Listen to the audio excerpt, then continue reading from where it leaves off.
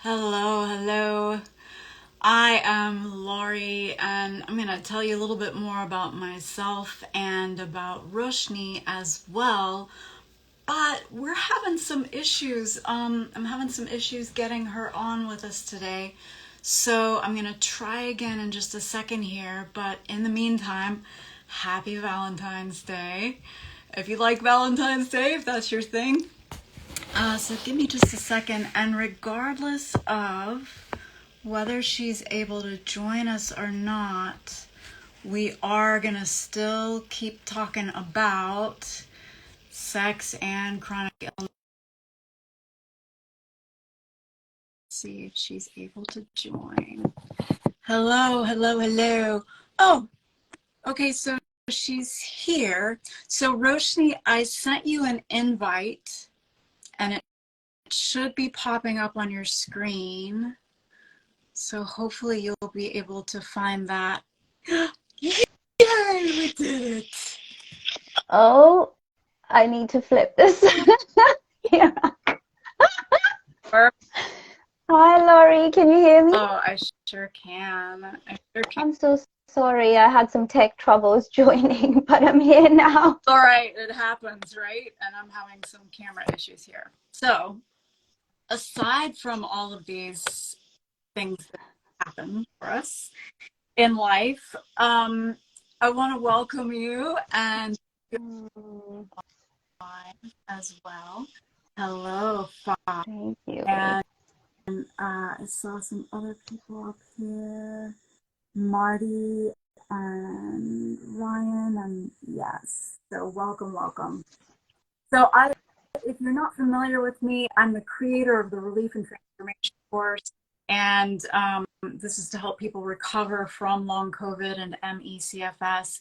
And I myself had both of those. I had severe ME/CFS for about 8 years and was bedbound and housebound for the majority of that time.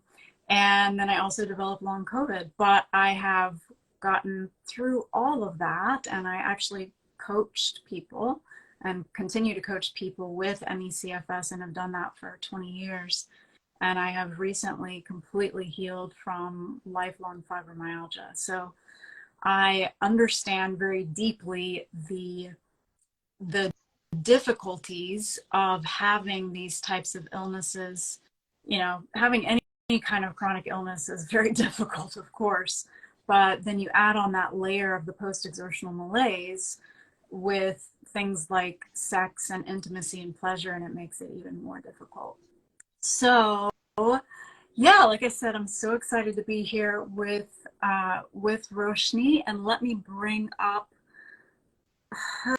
her wonderful information. She is a trauma-informed holistic sex coach who helps women and how do you pronounce the Some people say Wimigson, but it's literally any like female identifying people and also gender non-binary people as well, assigned female at birth. Yes, perfect. Yes, and so she helps them find their sexual pleasure and power. All people. Yes, and through her Yes. content, she helps women and all of our other wonderful people to get out of their heads and into their bodies and to have more pleasure and power than they ever thought possible. And so this is talking about today, and that's very exciting. And yes, so why don't we start off with talking about sex in general and why is it so important? Why is this even a thing?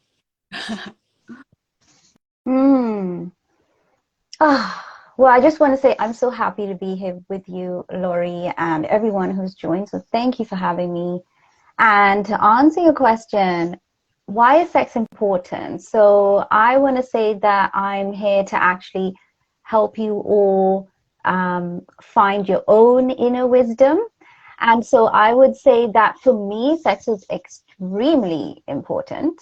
I'm a sex coach. It's like such a big, amazing part of my life, sexuality and sex and all those good things. And So it's important to me. It's important to me because it helps me connect with myself. It helps me connect with others. It helps me feel alive. It puts the juice in life for me. I feel like it's just this very important, magical, amazing, amazing, amazing thing. So that's why it's important to me. But I invite you all to see if it's important to you, to check in with yourself. Is sex important to you? And if so, why is it important to you? Awesome. Yeah. And that's one of my favorite things about your coaching is that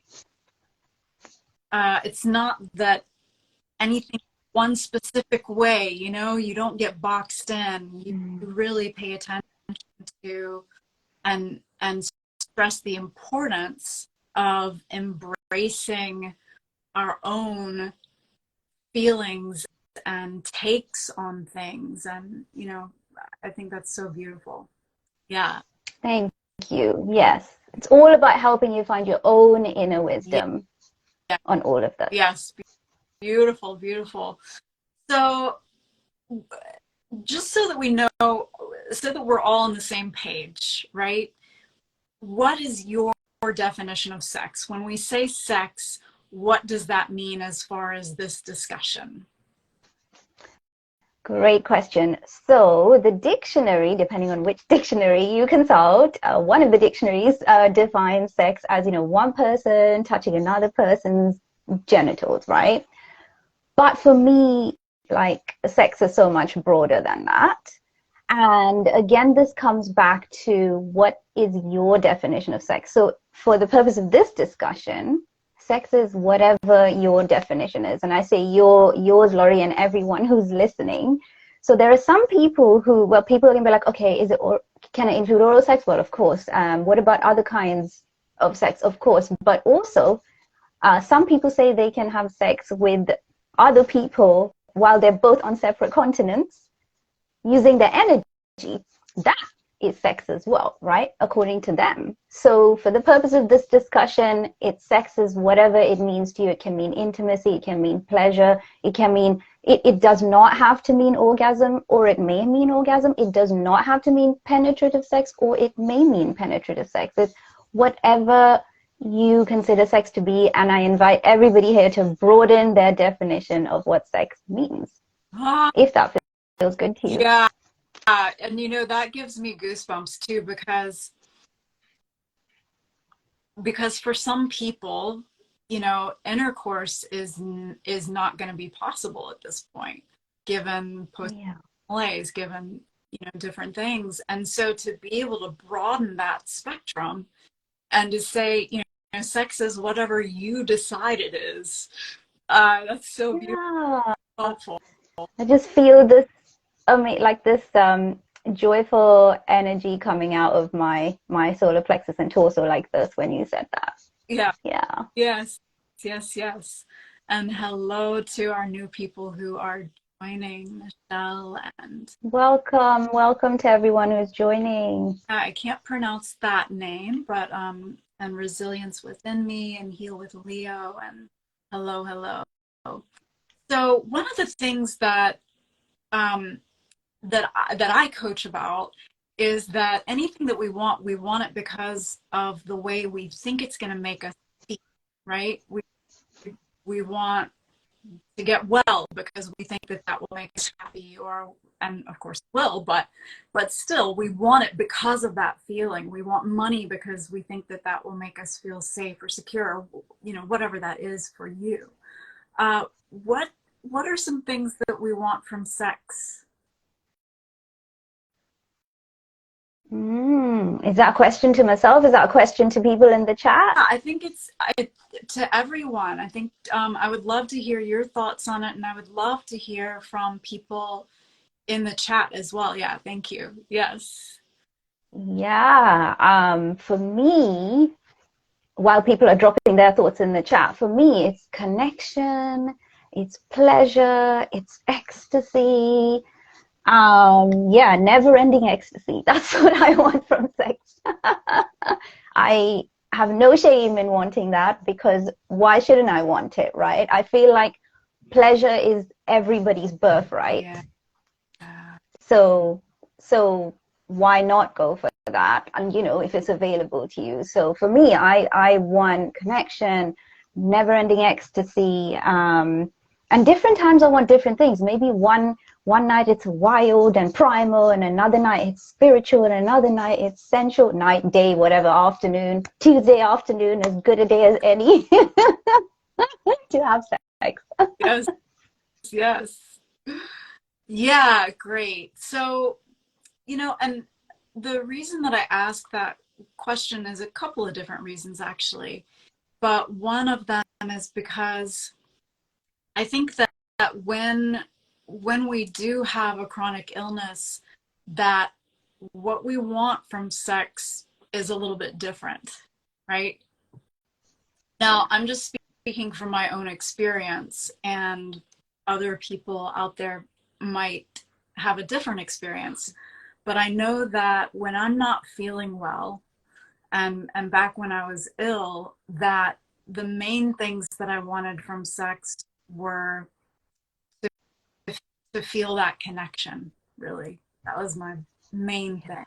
And so I think that it's important for people, if they are wanting to have a sexual pleasure, intimate life, to maybe to take a look at those those feelings that they want from it. It just might be helpful, you know, as to how Yes. from there. Does that, I don't think you and I have talked about that before. Um, Mm. do you, yeah, what would you say about that? Yeah, no, that's an excellent point. I feel like it's important to set some intentions before we go into something so that we can say, hey, here's what I want.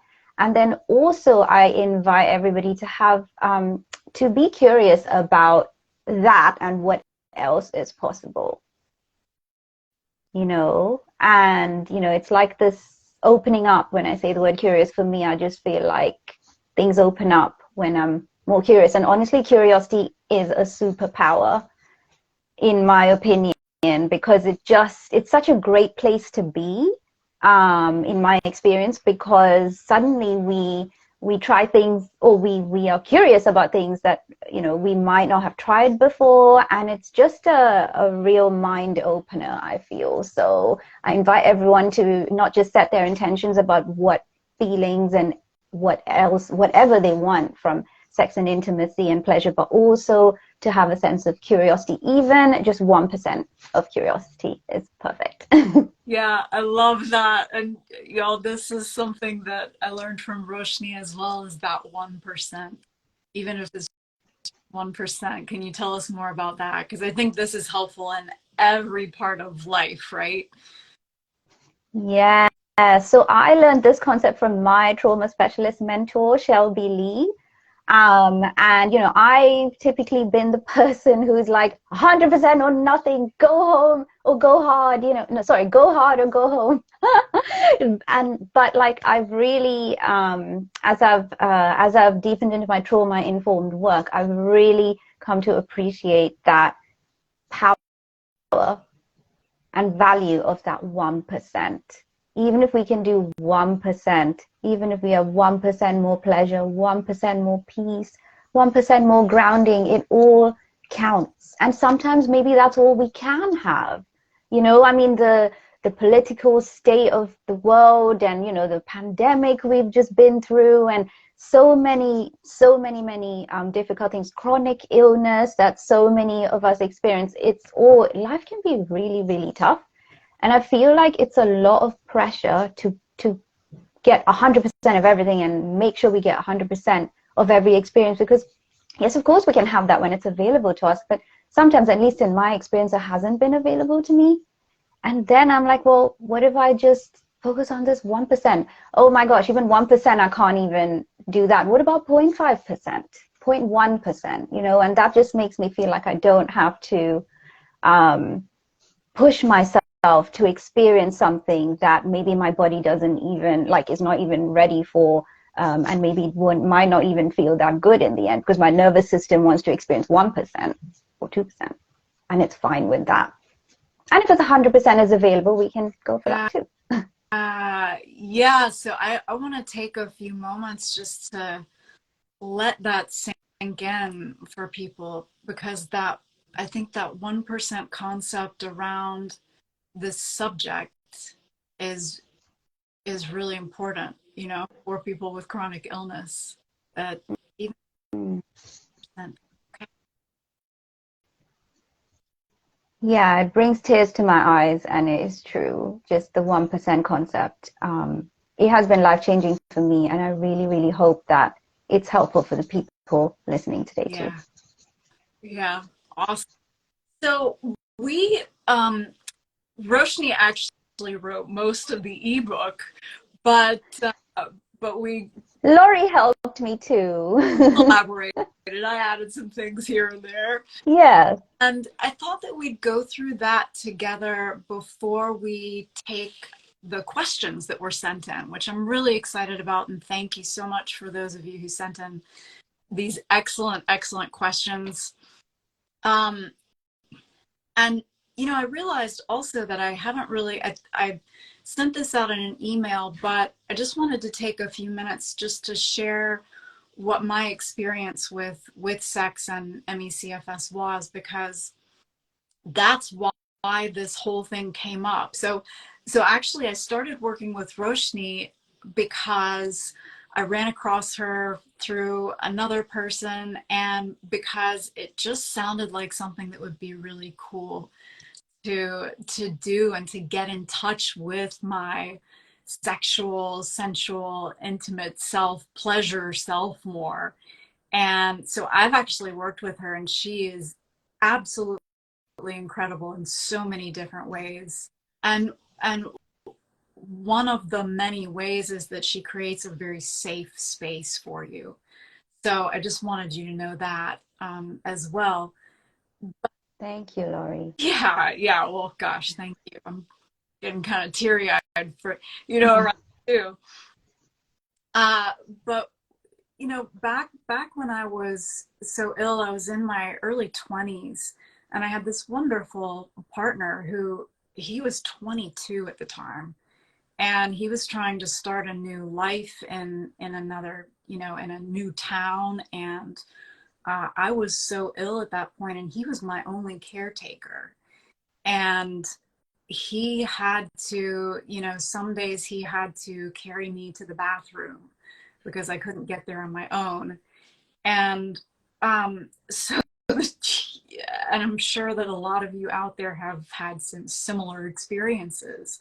So with that kind of, when you have that kind of relationship with someone, and all the stress that comes along with that, and all the, you know, for me, I was not a very confident, I came across as being very confident, but I was not very confident when I was, you know, when I was that old. So my thought pattern, even though I was so very sick, was, uh, there is, you know, I'm feeling horrible, and I'm also probably being a little bit horrible to him because I don't feel good, you know, so I can't give to him, and I'm grumpy all the time because I feel so bad, and so I owe him, you know, even though I knew that it felt really bad to my body during, and even worse after, it could cause me to cry the days afterwards. I still felt like I owed it to him. Now, he didn't pressure me. He never pressured me. But yeah, I felt like I needed to do that. And so I know that I've spoken to a couple of you, or emailed with a couple of you who have some similar feelings of that. And then the other piece of it is that you just don't feel sexy, right? Being your feet to be taken to the bathroom is very different from being swept off your feet to go and have sex. And I know that some of you talked about that as well. So we're going to talk about both of those things. If you haven't been able to download the ebook, yet, and it's called Sex, Pleasure, Intimacy, and Chronic Illness, then you can do that. You can go to my bio and click on the link that's in the bio, and then it'll have a link that will take you to how to download that.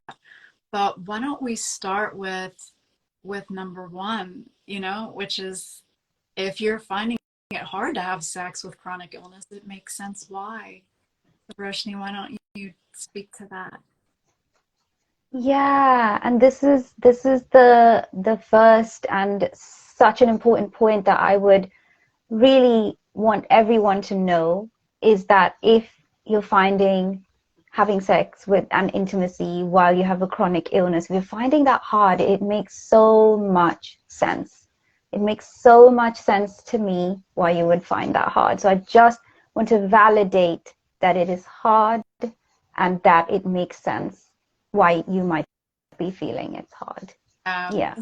Yeah, one of the things I was thinking about too is that just in terms of our bodies and the way that they work, when our body is ill, it's not putting a lot of energy into trying to reproduce, Yeah. So that even that urge might not be there at all. And like Roshni says, that's okay too. It's all, Yeah. Yeah, it's so okay. And we'll come to the sexual seasons, which is another thing that we've put in the ebook, but it's okay. I mean, do you want to speak about that now or after? I feel like it's like a dessert. Okay. We can wait. So Yeah. later. Yeah, so for now, I'll just say it's okay. It's so okay, no matter what you're feeling, whether you are so horny and lusty and you want sex now, or you don't want sex at all and it's the last thing on your mind, couldn't be further from what you're thinking right now, or somewhere in between. It's all okay, and all parts of you are welcome here. All your feelings are welcome, and all your feelings are okay, and all your feelings are valid. Yes. Yeah. And especially with these types of chronic illnesses where you can go and talk to doctors and whatever, and it seems like they've been gaslit for Yeah. hearing that all of your feelings are valid is really powerful. Yes, yes, and yes, I mean, I've definitely heard of people who said, they looked okay outwardly, but nobody believed that, they have this chronic illness. Nobody believed that they were so fatigued, for example.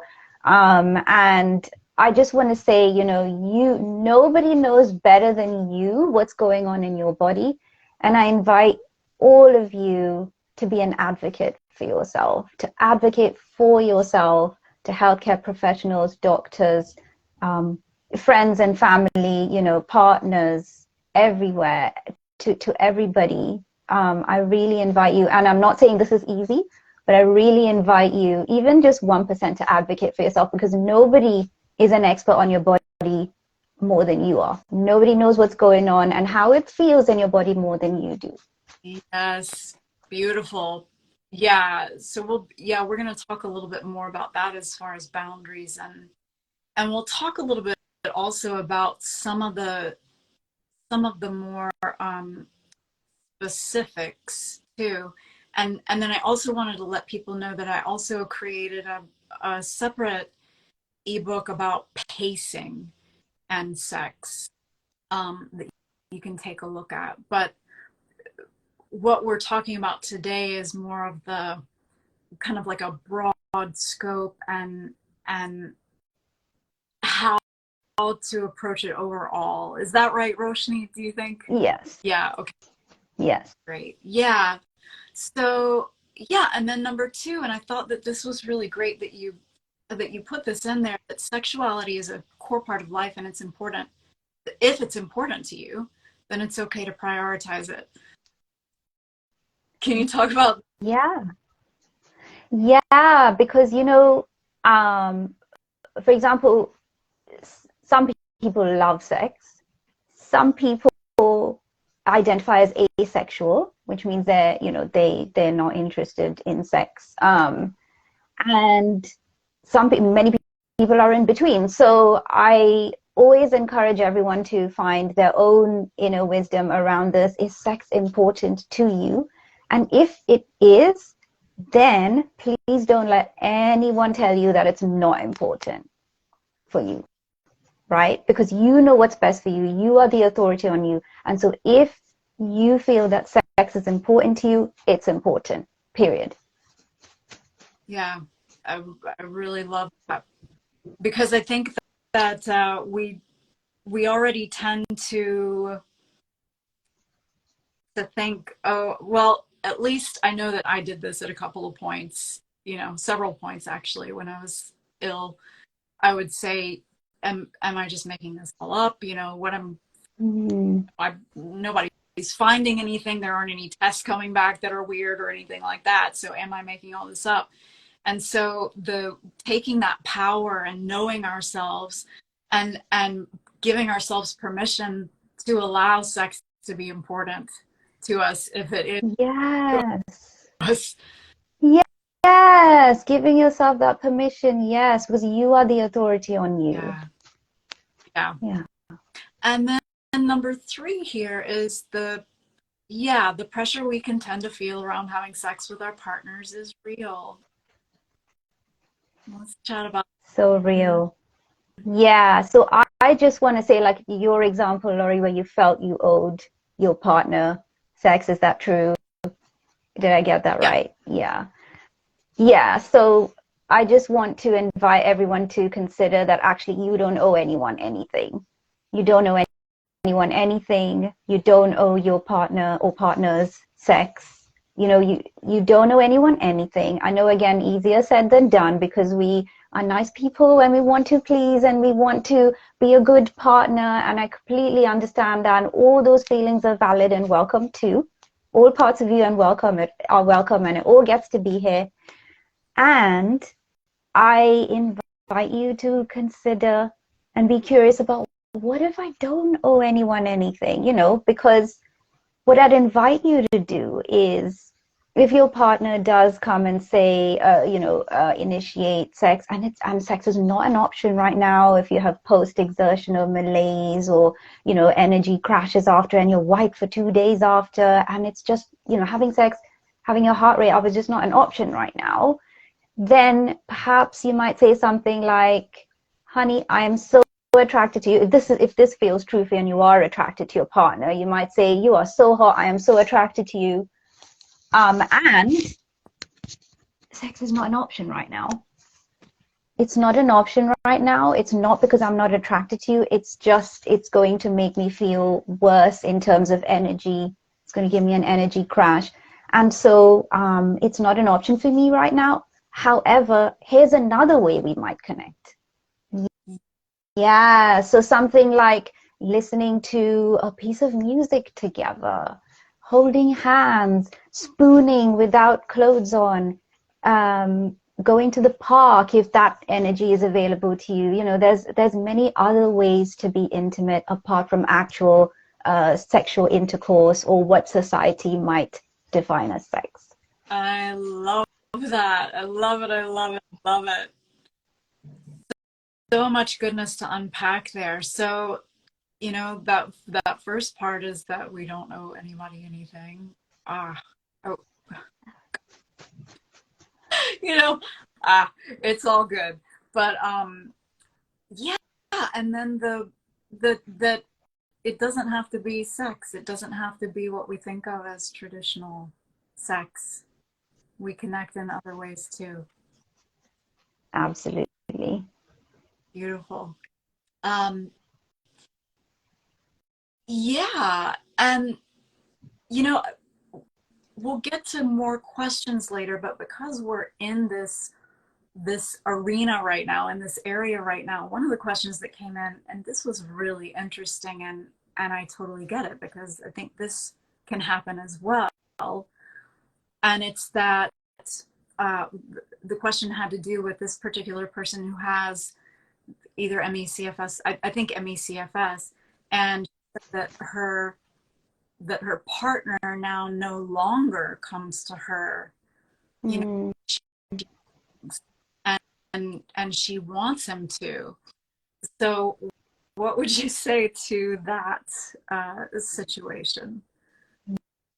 Yeah, so firstly, completely validating the feelings of this person who wrote in and pre-submitted this question, and it makes sense. It makes sense that, we might want our partner to initiate sex, right? So we might want that sometimes, maybe even a lot of the time, right? It all depends on each person and their makeup and their preferences. So what I would say is that it can be, sometimes it can be difficult for partners as well, because sometimes, they end up caring, doing all the household activities and all of this as well. And so this applies across the board, but I think communication really, really is key. And so I would invite the person who submitted that question to have an open and honest and vulnerable conversation with their partner and say something like, hey, I really fancy you, if that's true for her, which it sounds like it is if she wants him to, or the partner to initiate sex. But if that's true for that person, they might say, I really fancy you, you're so hot, you really turn me on, I really find you attractive, and I would love if you would initiate sex for me, because it helps me. And then you can say everything, this is what it will give me, this is what it will do for me. It'll help me, I don't know, connect with myself, have pleasure, forget about everything for a while and just enjoy ourselves, whatever that person will get out of it. She could make a request like that and then see how it's received. And she might, if it feels vulnerable, she might even start the conversation with, hey, this feels really vulnerable to ask.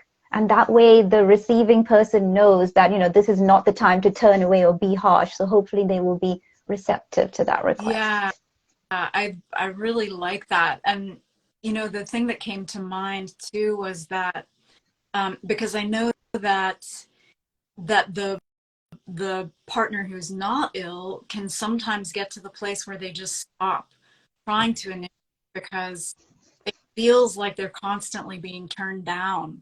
It just, which can feel like a rejection. So I was thinking about, I used to watch a show called New Girl, and two of the characters in it, they lived together, but they lived in a loft with a bunch of other people, and they had a sex mug. And what they would do is put the sex mug out if they wanted to have sex with the other person.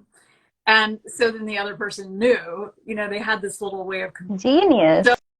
So I wonder if the one person with the ME/CFS, if they could have a little indication, Yeah. she could put out the sex mug and then her partner could do the initiating. I feel like that would be That's genius. I love it. awesome. Yeah. I hope. That's that way there's less risk of rejection for the partner, right? Yeah. Yes, totally. And I love that. yeah, and also if you initiate something, or if your partner initiates it and you want to do it and you get into it and that it's not going to be good for you, then it's okay to stop there as well. Yes, I really invite you all to give yourself frequent breaks if that feels good, and even discussing, again, communication is absolutely key, because sometimes it's not obvious. Like if you have chronic pain, for example, it might not be obvious to your partner that you're in pain if the pain suddenly flares up during sex, So it's really important to have some kind of signal, some kind of word to say, because sometimes people can be feeling really great and then they might feel really some pain or something might flare up during sex, for example. And then so what I would invite people to do is really communicate with their partner beforehand to give them a signal of, okay, stop, I'm starting to feel pain.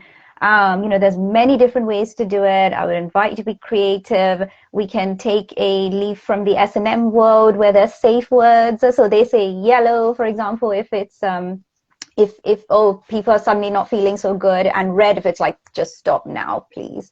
And or another person, they said they hold a ball with them, and if they're just so like not even able to say anything, if they drop the ball, they know that their partner knows to stop right then. And they've never dropped the ball, but they said it's really comforting to know that that ball is there if they need it. So these are just a few examples, but I invite people to work with their partners, really communicate honestly, authentically, vulnerably. Again, I know easy to say, hard to do, but even just that 1% of vulnerability, it's so perfect and amazing for this, and get a system in place where moment by moment communication is key. If something might flare up like pain or something, and you can let them know, and then they can stop if needed. That is so beautiful. I love it. The image of the ball dropping too is that's really powerful. And you know, with these types of illnesses, again, doing the planning is so important. So I love it. I love coming up with this with your Yes. partner. That's beautiful. And then also with yourself as well. I want to make sure, because I know that we had several people reach out who are single right now, and you know, still want to be paying attention to our bodies, and there are certainly lots of ways to experience pleasure with yourself also. So maybe you have a sexy alarm that goes off every so often, where you tune into yourself again, and check in and see how you're doing. Yeah. Yeah, absolutely. You know, self-pleasure is as valid as having sex with somebody else. And again, it doesn't have to be, you know, sexual even. It can just be stroking your face, can be stroking your hand. In fact, I invite everybody on this call to do something called body mapping. And what that is literally looking at and feeling different parts of your body head to toe, and just going, okay, does this feel pleasant, unpleasant, or neither? And move on to another body part. Does this feel pleasant, unpleasant, or neither? And this way you're mapping out everywhere and how it feels. And then all the bits that felt good, you could consider those your erogenous zones, or even something that just gives you peaceful pleasure, soothing pleasure, you know. So, and then maybe you can incorporate that into either your self-pleasure, or let your partner know about those erogenous zones as well, and then they know about it for when you're next up for intimacy. Yes. It's about becoming your own sex expert on yourself, your own sex expert, basically. I love it. I love it. And well, that leads perfectly into our next point in the ebook here. And I love this, love this. Small pleasure is as valid as big pleasure. So let's talk about it a little more. Small pleasure is one of my most favorite things. Don't get me wrong, I love big pleasure too. It's all amazing. But sometimes, you know, in our world, it's like big, raw. It's not worth it if it's not big. It's not valid if it's not big. Well, I beg to differ. Small pleasure is just as valid as big pleasure. Like even subtle sensations of water from the shower, just one drop, or the feeling of carpet under your feet, you know, or the feeling of or the scent of your lover's neck, you know, all these, like, yeah, and or the base note of a fragrance on your skin, like, oh, small pleasure is amazing. And for, you know, some of us, or many of us, we might not even be able to have much big pleasure, for example, during certain stages of chronic illness. And in that case, if that's the case, I really invite you to see what kind of pleasure your body wants today. It could be peaceful, you know, not all pleasures like fireworks and ecstatic, sexy. It could be peaceful. It could be soothing pleasure, peaceful pleasure, small pleasure, subtle pleasure. Or if big pleasure is available to you and it makes you feel good and you don't crash afterwards, then, you know, if it's available to you, go for it, you know. So this is what I want to invite everyone to do, is even to just be curious about, I wonder if this subtle pleasure is as valid as big pleasure. Maybe I can explore and see how I feel about that. Yes, yes, yay. Ah, that's one of my favorite things. Um, yeah, and we basically just talked about that no one kind of pleasure is better than the other. I don't, Yes, yeah. it's all valid. It's whatever does it for you, honestly. Yeah, and doing it for you might just be, well, it's the pleasure, right? It's the enjoyment of it. So, because I know that for some people, you know, even just touching feels not good, even clothes on your skin. Right. But maybe I know that I really like the way that it feels to put my hand on the top of water, like on that skin kind of that it has. So, but I guess it doesn't always have to be touch, right? So Right. other ways. Can be anything. Yeah, It can be listening to a piece of music, you know, touching the skin of water. Yeah, anything that gives you joy, anything that makes you feel radiant, come alive.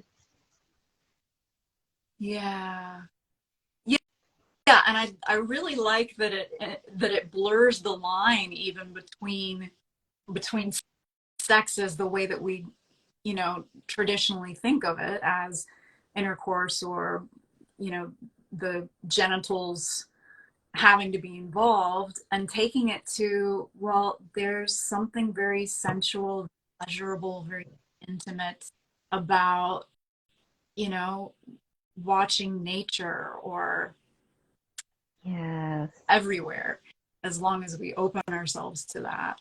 Yes. Yes, absolutely. I love that. I got tingles in my lower legs when you were talking about the blurring the lines. Yeah, yeah, Beautiful. yeah. um yeah, and we talked a little bit about some of these other things as well that are in there. Let's get to the dessert now. And I guess the questions are the real, but one of my other favorite things that you taught me was about the sexual seasons. So can you tell us all about the sexual seasons? I love this. Yeah, I know that you love it. Yeah. So sexual seasons. So just as there are seasons in nature, so where I live in the UK, there's a spring, there's a summer, there's an autumn, or you guys call it fall, I guess, in America, right? And then there's a winter. And so just like that, there's sexual seasons as well for our sex lives. And even in life, there's seasons like that. And so the spring in a sexual season is where just like normal springtime or seasonal springtime in nature, it's like new beginnings. It's where you're like, oh, I want to discover this new technique. Let's explore something with my partner or explore something by myself, something new, something that sounds delicious. It's this new beginnings energy when you feel it sexually, new beginnings energy. And then there's summer. Now, just like in a nature summer where everything's in full bloom, sexual summer is where everything is like the height of your pleasure. Now, that may involve orgasms or it may not. It could be highly orgasmic, but it could also be the height of your peaceful pleasure, the height of your soothing pleasure, like a period in your life where you're just wow, pleasure, pleasure, pleasure, and it's like amazing, blooming all over the place. So that's sexual summer. And then and society just glorifies spring and summer, so a lot of us just want to stay in sexual summer, right? Which makes so much sense. I have definitely been there. I will raise my hand. I'm like, sexual summer all the time. Yes, I don't want to leave this. But it makes sense because society celebrates summer so much. But then in nature we have the autumn or the fall. So in sexual autumn or sexual fall, that's a period of letting go, shedding, releasing what needs to be released, reviewing how your summer phase went, sexual summer went, and then Also integrating as well. So integrating the previous experience, right? Because after this amazing sexual summer, you want some integration. So that is autumn or fall, sexual fall. And then finally, we have sexual winter. And what that is essentially sexual winter is just like nature, winter of nature. Everything seems to be asleep, right? Everything, but we know things are happening underground, but the trees are bare, at least in this part of the world, and it feels like nothing really is going on, except it is going on, right? We just can't see it. So sexual winter, similarly, is a time of rest. It may be a time where we don't even care about sex. We don't even like, we might even be like, I don't, that's the last thing on my mind right now. And so it feels like we, our partners might be trying to initiate sex and we're like, no, we really don't feel like it, and that lots of people find that they don't like being in sexual winter. Again, makes so much sense. Why? Mainstream society does not celebrate winter, does not celebrate rest, does not celebrate, just wintering. It does not celebrate that. It's like produce, go, go, go. But actually, I invite you to see, just like nature, we have seasons too. And again, it's not about me putting my opinions on anyone listening to this. I really invite you to find your own inner wisdom around this. Does it feel that sometimes, my earphones keep falling off, sometimes you feel like you're in a sexual summer where you can't get enough of sex and intimacy and pleasure. And sometimes it feels like you're in integration and you just want to review everything. And then sometimes it feels like you're in winter, sexual winter. And the other thing is, people might think, God, I've been in sexual winter for so long, where I've not been able to have the kind of sex I want to have, or any sex at all. How long is this going to last? And I really want to validate that feeling and say that makes sense. It makes so much sense why somebody would feel like that. So your feelings are valid. And I invite you to know that it is actually okay to be wherever you are and to give yourself so much compassion for whatever season you are in, whether it's spring, summer, autumn or fall or winter. Give yourself compassion. There's no rule that, spring has to immediately follow winter in the sexual seasons. You might be in winter for a while. We don't know, right? We don't know. So I really invite you to give yourself so much compassion, especially if you're in a phase that you don't really like winter for a lot of people. Yeah. Yeah. Yeah. I know that just brought me a lot of relief, because I think that, like you said, society does not, uh, we society kind of puts down rest and puts Yeah. not being sexual. And so I know that for me, when I've experienced sexual winters, I've felt like maybe there's something wrong with me, or you know, like I'm not worthy somehow, or so, I don't know. It's very interesting how that's all intertwined. So learning about that was really great. And then, giving yourself the permission to be wherever you are. That's seems Yes. like, but it's really huge. Yes. Yes. Society is definitely not going to be like, oh, take all the rest you want, winter all you want, So I invite everybody to see what feels true for them. And if it's wintering that your body needs, then I just invite you to give yourself what you need if you are in sexual winter. Well, if you're in any sexual phase or season, really, but especially if you're in sexual winter, giving yourself what you need and really asking yourself, what do I need today? What do I need today? What do I need today?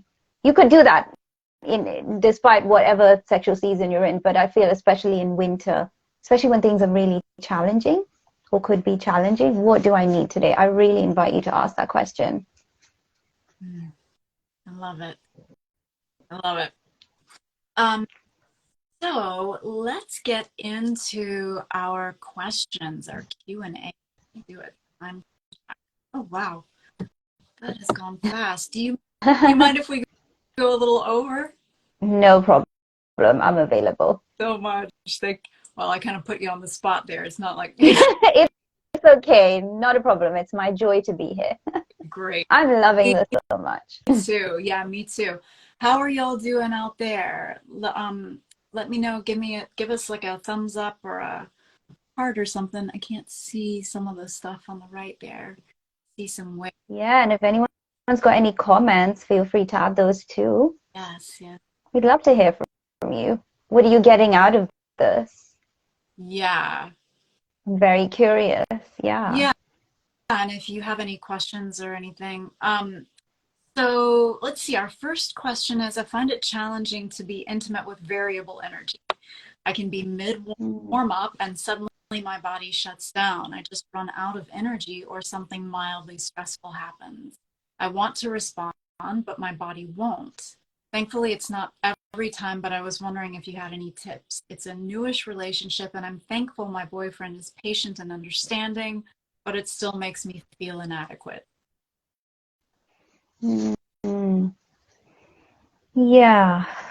I really want to, say it makes so much sense while why the person who wrote this might feel inadequate. I really want to validate your feelings. I'm speaking directly to the person now, and it makes so much sense, right? It makes so much sense to feel frustrated that if you have an energy crash, for example. And what I would recommend then is really listening to your body, and if it feels like is there a I mean, there's a few things you could try. You might set a timer and do, maybe have whatever kind of sex you're able to have at that point, and then maybe stop while you're still feeling good. I know that can be hard as well.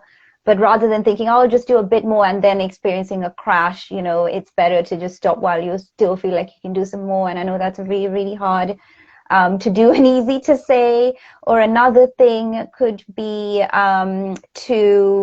this is quite interesting as well. It's another way to do things is if you feel like you've just crashed and you can't do anything, then you might tell your partner or partners a fantasy that you have.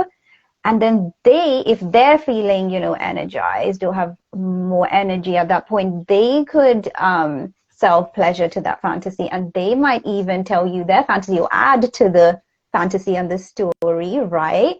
And then you could participate that way. That could be termed sex too, right? Again, broadening our definition, because there's so many creative ways we could try. The other thing you might try is again, you might just lie down if you're feeling tired or fatigued, and then you might guide your partner to touch themselves at different parts of their body. So it's their self-pleasuring, but with your guidance. So, okay, place your hand on your leg now, that kind of thing. So the person with less energy is not actually, having to do anything physical, but they're still part of that experience because they are guiding their lover or partner or partners to touch themselves. That's brilliant. Yeah, that's brilliant. And of course, that's only if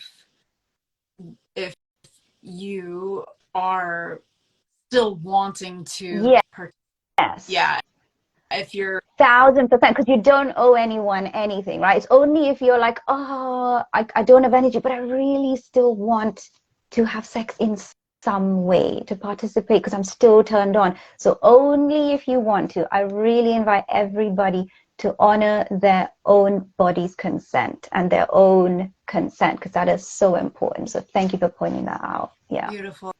Yeah, but I love how you it really does invite us to get really creative, doesn't it? So creative.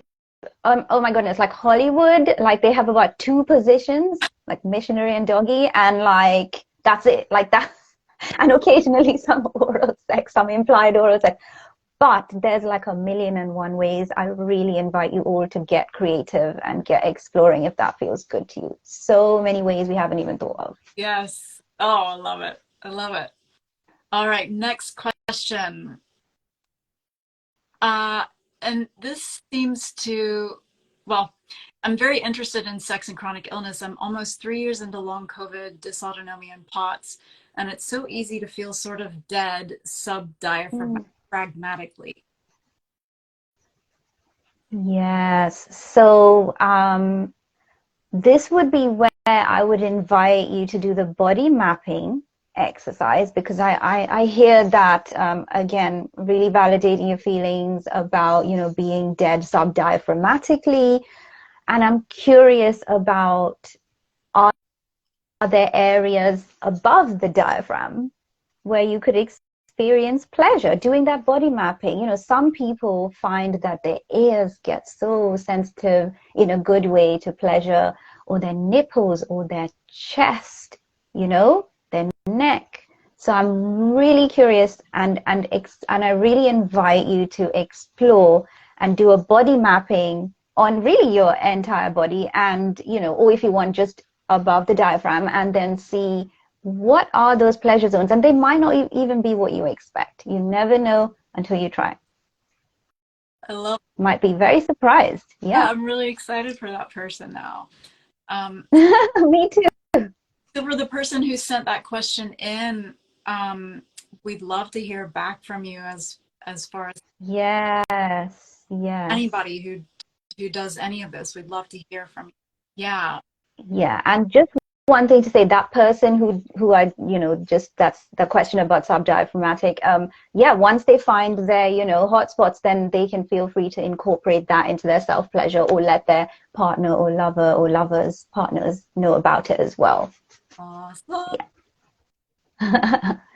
Yeah. So the next question is, I have a lot of anxiety around sex. I met my now husband in 2011 when I was 20 years old, and we were all over each other. When I was diagnosed with Addison's and my libido plummeted. I also started having pelvic floor tightness and a lot of pain during sex. It was painful with my husband for about 6 years until I had a baby, and then my pelvic floor muscles weren't so tight. And now I have no pain, but I do have a ton of anxiety and trauma around having sex. I would love advice for how to increase my libido and address those anxiety issues.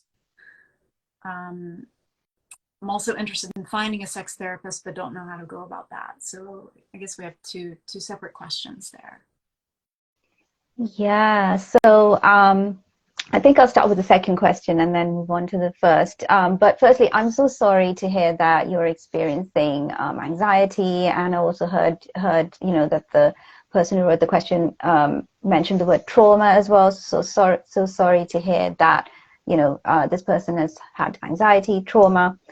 And with regards to a sex therapist, I would recommend contacting or working with one who has been licensed by the COSRT, I believe. Yeah, COSRT, which is like a licensing body for sex therapists. And so, I mean, I'm UK based, so that's what I'm going on. But basically a licensed sex therapist who is licensed by their licensing body. So COSRT is one that does that. And then in terms of how, I think the other question was how to deal with that anxiety, right? So was that the other question, how to deal with the anxiety? Increase my libido and address those anxieties. Yeah. So I heard that the person said the word trauma, and that they feel that they might have some trauma. And so, because I'm trauma informed, but not a trauma specialist, it feels like that anxiety and the trauma might be tied, the trauma might be what's causing the anxiety. And so I would encourage and invite this person to expand their circle of support and consider getting some one-on-one support with, either a sex therapist or a trauma specialist, ideally. Trauma specialist, ideally, because the person mentioned the word trauma.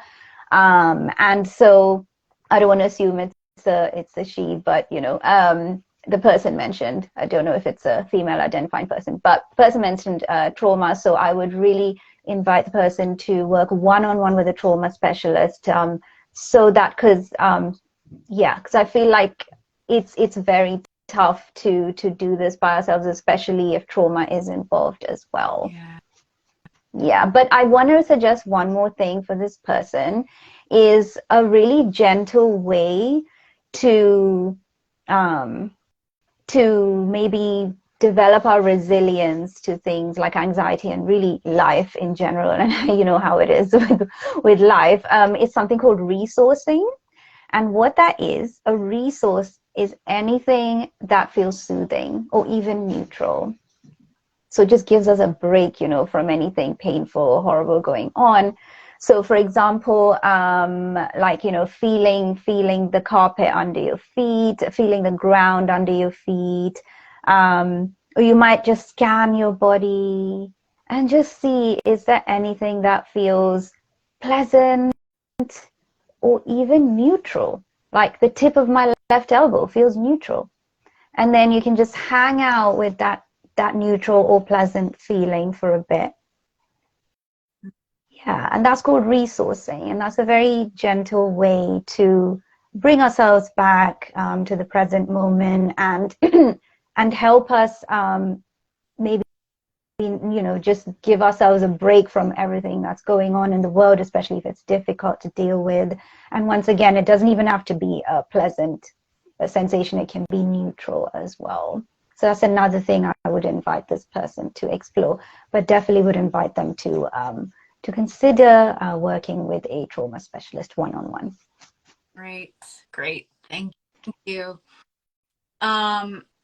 Okay, yeah, this next one, and we kind of touched on this too. How do you stop a partner from getting so familiar? Oh, sorry, can I just say one more tip for the or one more reflection for the person that we just spoke about is for resourcing, you don't even, if you feel like, well, my whole body is in pain, there's not even one spot that I can't, then maybe you might choose a place with the least pain.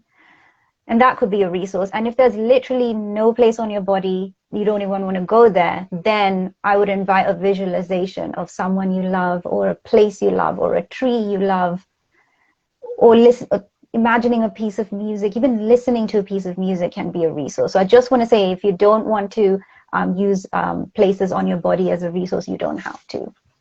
Literally anything that's peaceful or neutral or soothing can be a resource. Awesome. Thank you. That's a great addition.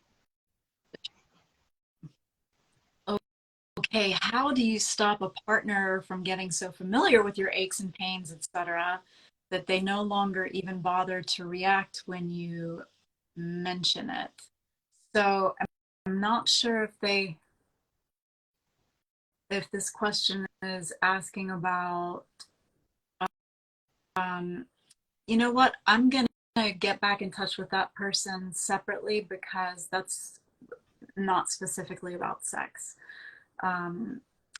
So yes, partner never wants to put pressure on me, so has backed off 100%.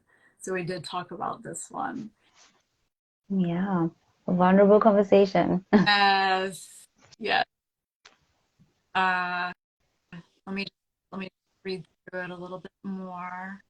Right. So his concern already pressuring me, general sense of in area. We both decided to leave it. Yeah. Okay. We got that one. Great. And so this is really interesting. My husband and I both have chronic fatigue syndrome. We'd love to have sex more often, but it feels impossible to do that while managing our varying levels of energy. We've tried scheduling it, but nothing has worked so far. How can we work towards having more intimate time in our lives while still honoring our body's needs? Oh my gosh, I just want to acknowledge that this is really hard, because yeah, if you schedule it, and then even if you schedule it, you know, one or both people can be might not have enough energy for it, for example. What I would suggest or invite you to do for this one would be, well, there's a couple of things. So you could definitely, if you feel like, I guess there's two scenarios, right? One of the partners is not feeling energized and the other one is, or both partners are not feeling energized. If one of the partners is feeling energized and the other one isn't, you could use sex furniture. Again, only if it won't cause a crash or anything like that, but like a energy crash. But sex furniture, there's a sling, for example, so the one who has less energy doesn't have to use so much energy if they're going to go for penetrative sex, for example, or even other kinds of sex.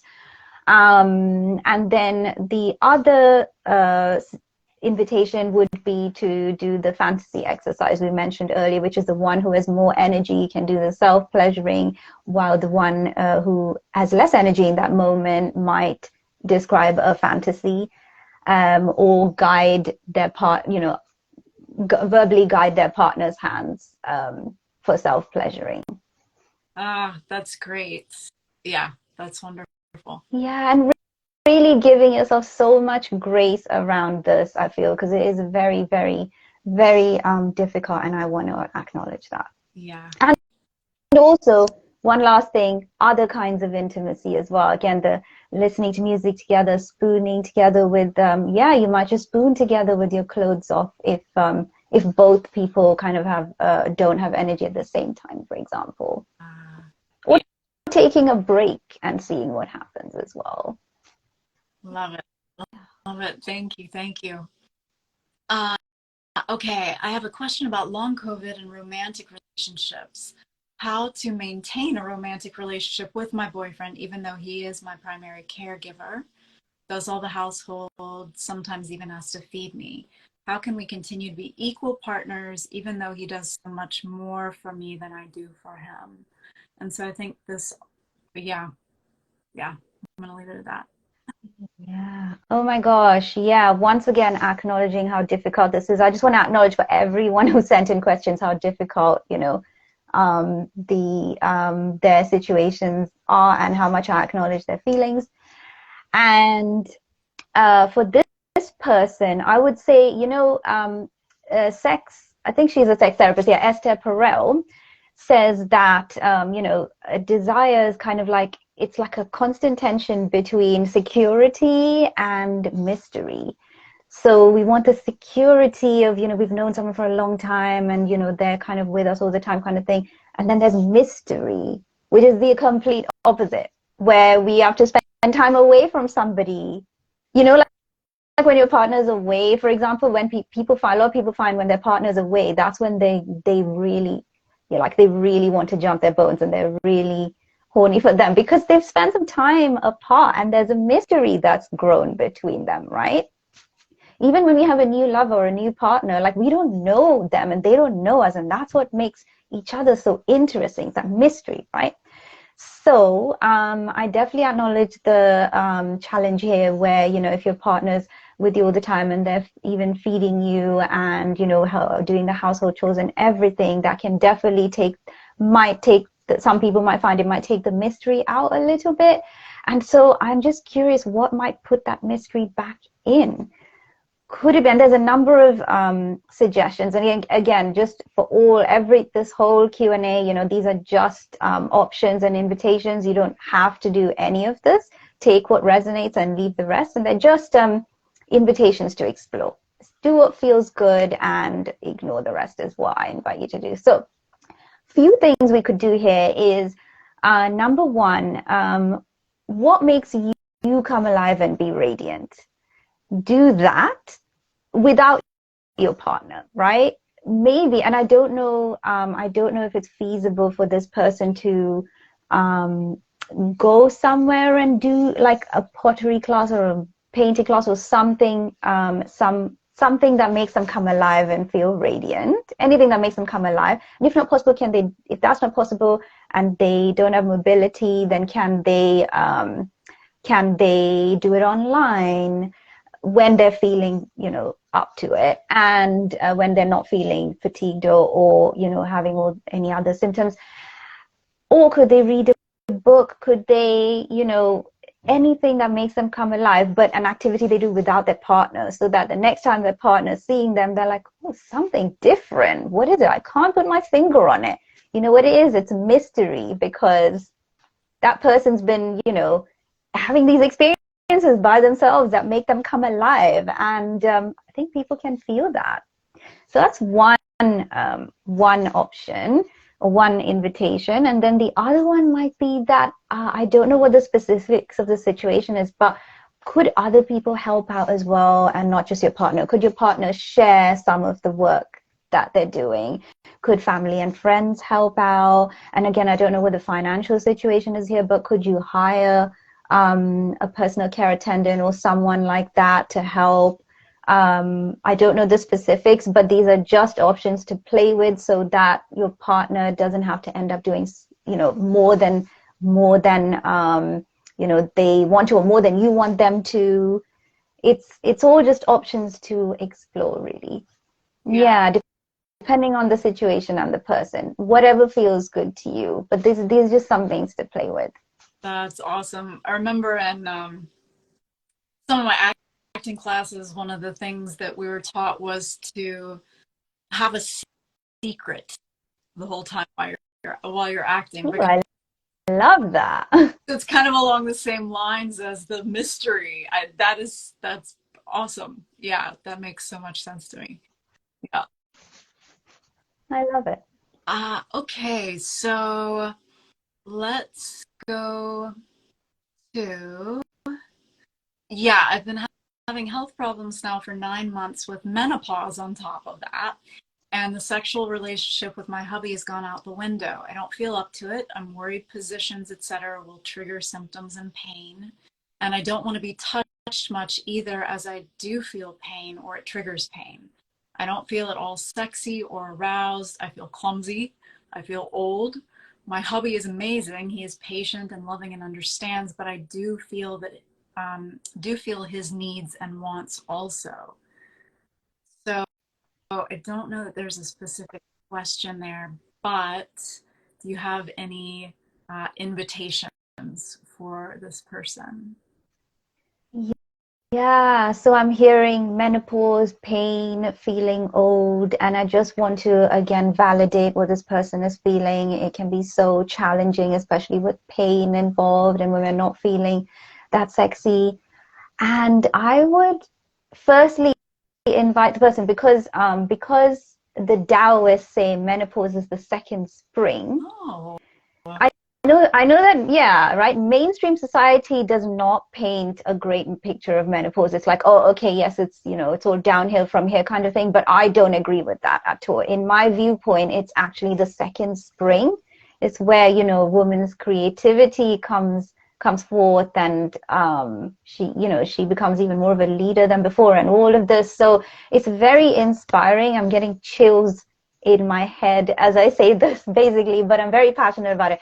But I would really encourage, I think there's a book called, I think it's called Wise Power. Wise Power. And that's an empowering book about menopause, because it takes a very empowering view on it. And there's also, I think there's another book called Second Spring as well, which it's all this new wave of books coming out, which really have an empowering view of menopause. And again, I know not everybody does have that, but if this sounds interesting to this person who wrote in, then I would definitely recommend that she checks it out. And also Dr. Christian Northrup, I'm sure she's written something about the secret pleasures of menopause. I think that book is called. Yes, and also Goddesses Never Age. I think she's written a book like that as well, Goddesses Never Age, or Goddesses Don't Age. And then the other thing I would invite her to do is, again, what makes you come alive, right? And I know it's so difficult, it's so easy to say that, and it's difficult when, pain, for example, can take our whole, like, it can literally become our whole world if the pain is bad enough. So I really want to acknowledge that. I want to so acknowledge that it's hard and it's not easy. So I would say when this person, I mean, I don't know the specifics, but sometimes pain can be less during one part of the day. Do you know what I mean? Like sometimes when people wake up in the morning, they have less pain, or sometimes it's the opposite. Sometimes they have a warm bath or hot bath and the pain goes away for a little bit. So I would encourage this person or invite them to see if there's a part of their body that feels less pain or no pain, and see if they can give themselves some pleasure on it, or their partner can give them some pleasure on it. Again, that body mapping thing. And also, is there a time of day and something they could do beforehand, like have a warm bath, and then maybe they can have some pleasure or intimacy, sex, whatever sex means to them, with their partner or by themselves, self-pleasuring as well. Yeah, those would be the things I would invite this person to do. And again, keeping it really small, even 1% of all of this is beautiful and perfect. And that 1% you'll find might build on itself. And even if it doesn't, it's okay. But that's where I really invite this person to start small and see where it goes from there. Beautiful, beautiful, and also the sexual seasons. So yes, she might be in a winter. She might be, and again, this is totally up to her to feel into what season she is in right now. Could it be a fall or an autumn? Could it be a winter? And if so, I'm curious if she's able to give herself some self-compassion for being in that. And again, asking, what do I need today? What do I need today? And then giving herself that, whether it's nourishment or anything like that. And also, yeah, and I'll say this last thing about this question, which is two things. I would also invite her to do things that make her come alive as well, even if it's not sexual. Anything that makes her come alive, I would invite her to do that. And give anything that gives her pleasure, makes her come alive. And then also, what else was I going to say? Yes, she said she doesn't feel sexy. I think sexiness is ageless and timeless. So even someone 108 can be sexy. It's not just for the 20-year-olds. Don't get me wrong. I love the springtime energy of the 20-year-olds, but oh my gosh, like as a woman grows older, she knows what she wants. And there's so much power in that, and I'm just like, hell yeah, like older women are sexy too. I mean, I just feel like there's no age limit to sexiness. So I just want to say that to her too, and invite her to consider that and see if it feels good to her. awesome. Let's see. Oh, okay. Yeah, this is a good one. We're gonna do just a couple more and then we'll wrap it up. Sure. I haven't dated since becoming ill and learning to live with chronic illness, which has been years. I would love to hear your thoughts on disclosure in dating. How and when to talk about chronic illness and how to make this vulnerable disclosure feel less scary and overwhelming and more safe and even sexy? Question mark. Yeah, so dating with chronic illness. Yes. Oh my gosh. Yes. Firstly, I just want to acknowledge how hard it is, because it not only dating itself can be really, really, it can be, well, a very vastly different experience for many people, but a lot of people find it challenging. And then when you add the chronic illness on top of it, that can again be very intense and bring up so many things. So really, I'm really honoring that. And I wanted to invite this person to play around with what I'm about to say next and see if it feels good. So when dating, it completely depends on the comfort level of the person. Where they can say it on the first date, I have a chronic illness, or they can reveal the chronic illness part on a second date, for example, or maybe wait till they're a bit more comfortable, especially if it's a chronic illness, that you can't see. And it's not that obvious. I would probably, the person might want to try, in the first date, could be just to get to know the person and see, is this person even worth me spending my time with them and even going on a second date with, firstly. And if the person makes it, they have a second date and, things progress to that stage, then this person might say, hey, I have something vulnerable to share. And again, just saying, it feels vulnerable to say this helps the other person know, right, this is not the time to be harsh or, run away. Like, hopefully they will get the message that this is vulnerable, and they will try their best to be that as the person is speaking, right? So, and then the person might say, so this is really vulnerable. I would like to share with you, I have this chronic illness. Now, different people like to do it different ways. Some people like to just say, I have this chronic illness. Are you okay with that or not? And some people might like to say, this is really vulnerable. I have a chronic illness, and this is what it means for my life. So that the person receiving this information, they might like not say anything, or they might just like look a bit like they're thinking, but that does not necessarily mean that they're rejecting you. It could just mean that they need more information, that they don't know what that chronic illness is that you mentioned, they haven't heard of it. So I would definitely recommend, when this person does reveal it, whenever this person chooses to reveal it, that they give information as well about it. Like, is it progress? Like, is it like what's going to happen what might happen in a few years' time? What does that mean for their life? All of this. And then also they might say, here's an organization that you can go to read up more about it, right? Because that person might need more information to read and make their mind up, and maybe they might need a few days to think about it.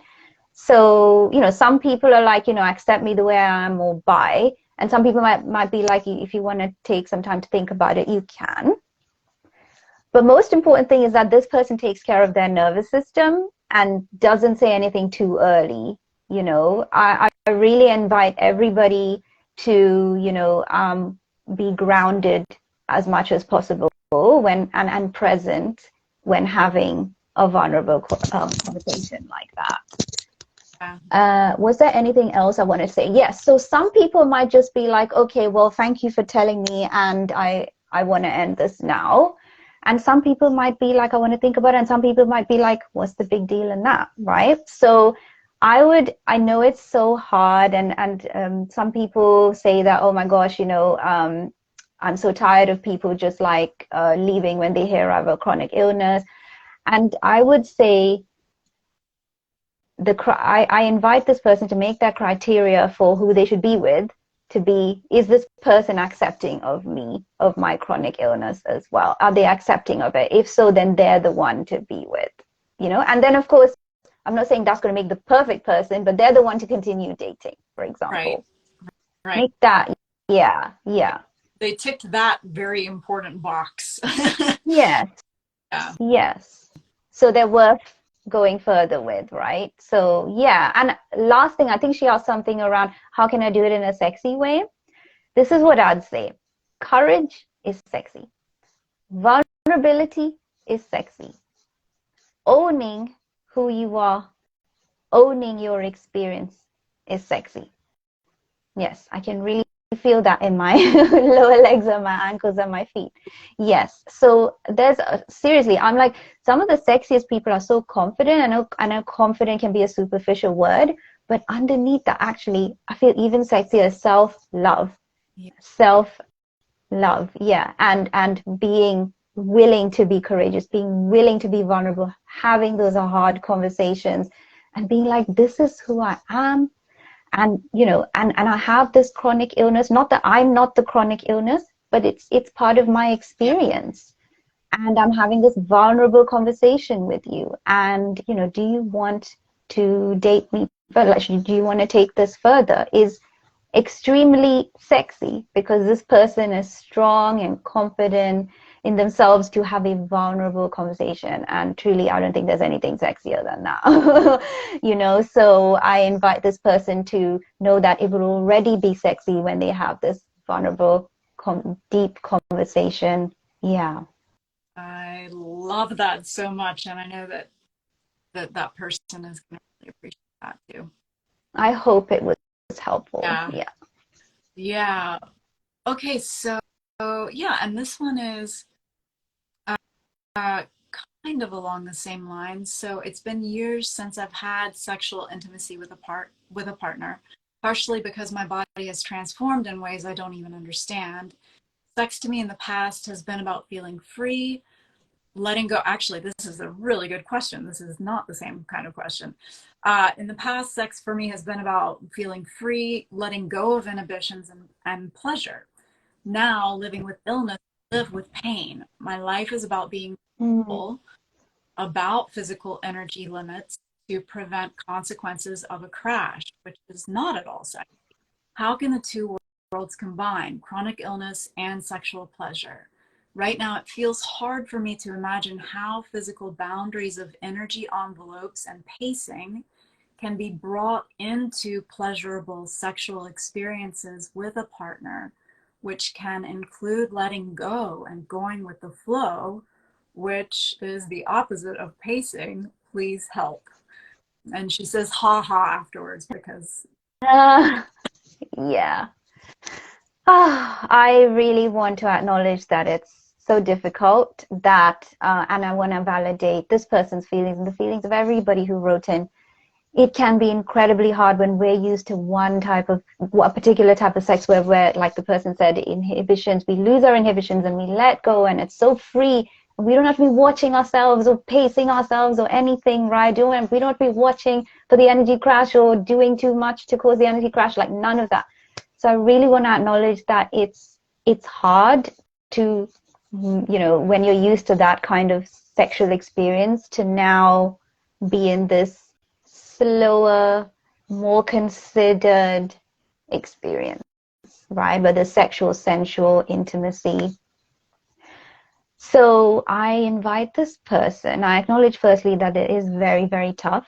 And I also invite this person to see if they can expand their definition of a sexual experience. Does it always have to be no inhibitions and completely letting go? Or maybe they can see whether they would like, maybe I wonder if they're curious, or I invite them to be curious about a different kind of sexual experience in this season of their life, in this season of their sexual experience. Yeah, so maybe in this season, it's not about letting go and in overcoming, like letting go of inhibitions and just going for it, but maybe it's slower. Maybe it encompasses so much more than physical touch. Maybe it encompasses something totally different they've never explored before, right? And again, as we talked about earlier, it could involve fantasy. Maybe it might involve directing the other person to do self-pleasure. Maybe it might involve listening to a piece of music together, being at the park together. Even it might involve, again, setting a timer and stopping while you're still feeling good, if that's available, rather than thinking, oh, I can do a bit more and then an energy crash follows. It might involve sexual furniture. It might involve so many things that they might not have tried before, so that they can now maybe experience this new kind of sexual experience in this season of their life. So I'm just curious if this person would like to see, hey, what's here for me right now? And also acknowledging that there might be some grief around not being able to have sex the way they did before, and giving them so much self-compassion, themselves so much self-compassion about it, and seeing, okay, I'm in this experience now. What is here for me that I could explore? Even just 1%, even 0.5%. What's here, even 0.5%, that would make me feel good right now. Yeah. Roshni, I just can't thank you enough, really, for your time, for your wisdom, for your heart, around all of this. And I know that people are getting so much from this. For all of you who joined us, thank you so much for being here. We're sending you tons and tons of love. And like I said earlier, you can get both of those ebooks by going to my bio. The link is in my bio. And the one that we went through today is the one that Roshni mostly wrote. And that And you co-authored with me. we co-authored, and it's called Sex, Pleasure, Intimacy, and Chronic Illness, and that's what we went over a lot today. And then we actually did go into a couple of the things in the other ebook, which is pacing for sex, pleasure, and intimacy. So we went through a bunch of stuff, and yeah, just I'm really horrible at wrapping these things up. So thank you again. Thank you all so much for being here. And the replay will be up as well. Oh, and if you want to get in touch with Roshni as well, her contact information is in that ebook. It's in the Sex, Pleasure, and Intimacy with Chronic Illness ebook. And yeah, she's amazing. So if Can I just say something before we wrap? I just want to say thank you so much, Lorrie, for having me. This has been incredible. I feel so much joy in being able to share everything I know with you and your audience around this topic. Such an important topic. I want to thank everybody who is watching either in the live or in the replay. Thank you so much. I really hope that my answers and my invitations have been helpful. Please definitely write to us and let us know.